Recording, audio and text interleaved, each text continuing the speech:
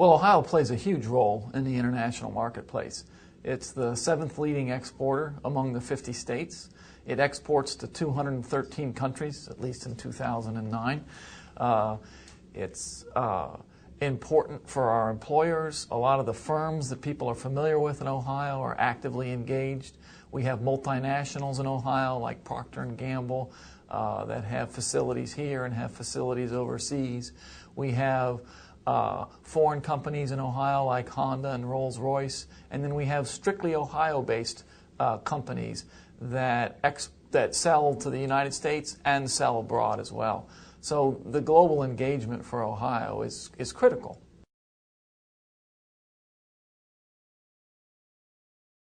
We're particularly good at agriculture. We're particularly good at machinery.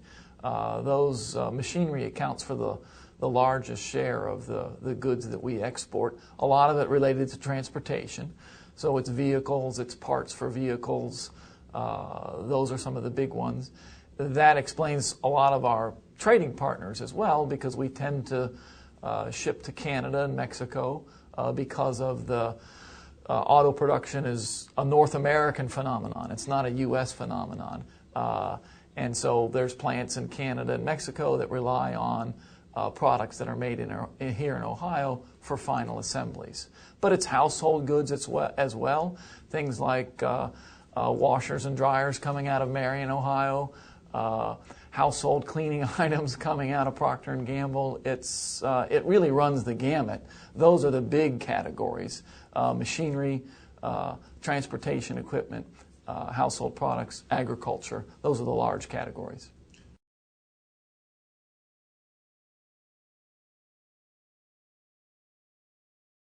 Well, we have strong corporations, we have skilled labor, we have great infrastructure, we have a nice location.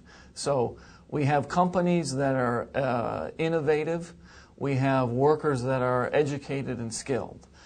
That's part of the puzzle, but that's not all of the puzzle. They need to be able to then access global markets. Ohio's location allows them to do that, whether it's through the Great Lakes, whether it's through the rail networks that are important in Ohio, whether it's through the Ohio River that lets us get goods down to the Gulf.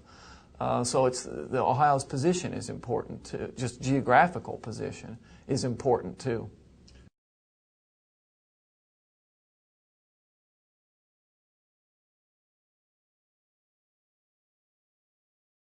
It's sad because I think the people that are putting the advertisements together actually know better.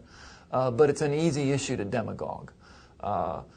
Trade improves everybody. So when we trade with Canada, Canada's better off, we're better off. It is not a zero-sum game where whatever I win has to be what Canada loses. We both benefit from trade.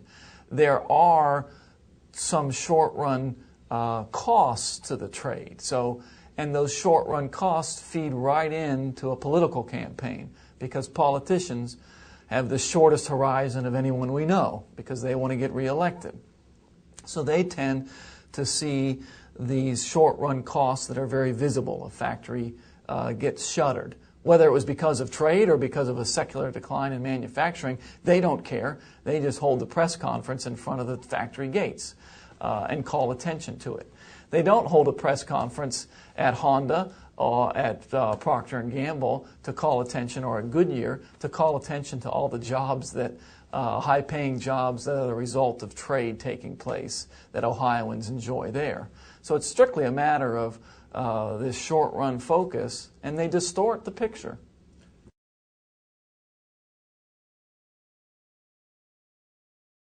The standard pat answer is we need training, and what we need is a workforce that's highly skilled, and able to transfer those skills from one industry to another industry.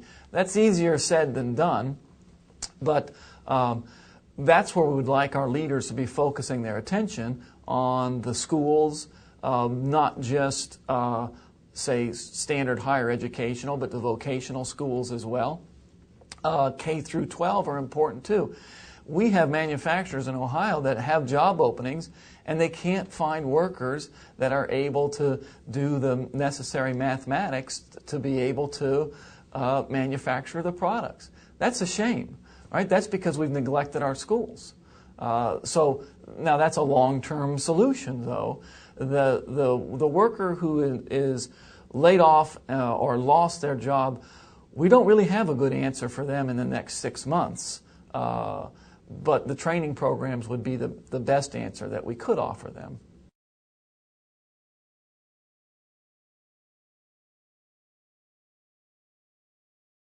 The takeaway is that trade lets you do what you're best at. And that takeaway is then that's going to let you get the highest wage you can.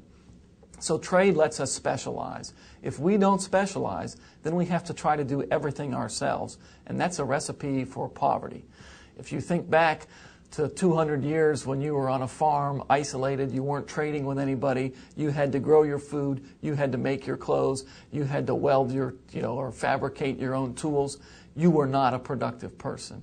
You did not enjoy a high standard of living. You can enjoy a high standard of living when you specialize, and trade allows you to specialize, despite what some of the politicians might tell you.